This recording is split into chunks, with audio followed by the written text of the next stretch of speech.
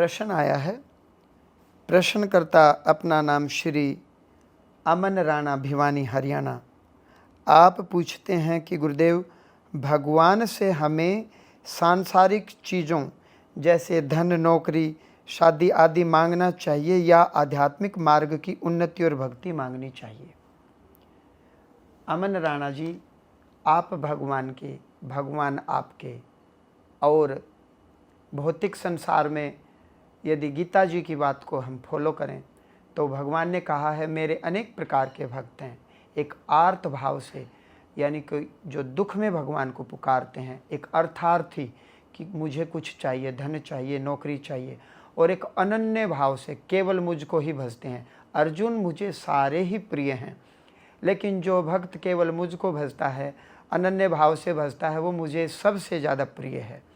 तो मैं तो इतना ही कहना चाहूँगा कि यदि आपको भगवान से कुछ मांगना है, मांगिए, उसमें कोई दोष नहीं है। लेकिन यदि आप वास्तव में परमात्मा के सच्चे भक्त हैं तो कहते हैं हीरे से क्या प्रयोजन, हीरे की खान को मांगिए। देखिए, दुर्योधन ने भगवान की संपदा मांगी, दुर्योधन ने भगवान की चतुरंगिणी सेना मांगी, दुर्योधन ने भगवान से भगवान को नहीं मांगा, लेकिन अर्जुन ने भगवान को केवल और केवल भगवान से भगवान को ही मांगा, और अंततः अर्जुन की जीत हुई, अर्जुन को सब कुछ मिला, और दुर्योधन ने भगवान से जो सब कुछ लिया था वो सब कुछ व्यर्थ और बेकार गया।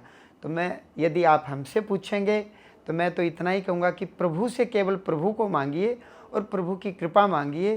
संसार की सारी वस्तुएं आपको स्वतः ही प्राप्त होंगी। किस प्रकार गेहूँ यदि किसी खेत में ले जा कर के बीज बो दिया जाए तो भूमि से अनेकों अनेकों गेहूँ भी प्राप्त होंगे और भूसा भी मिलेगा।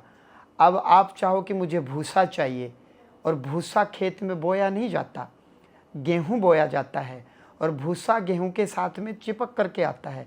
तो यदि आप भगवान को मांगोगे तो माया तो आपके चरणों में वैसे ही निवास करेगी, आपके चारों तरफ रहेगी। तो प्रभु से केवल प्रभु को मांगना चाहिए।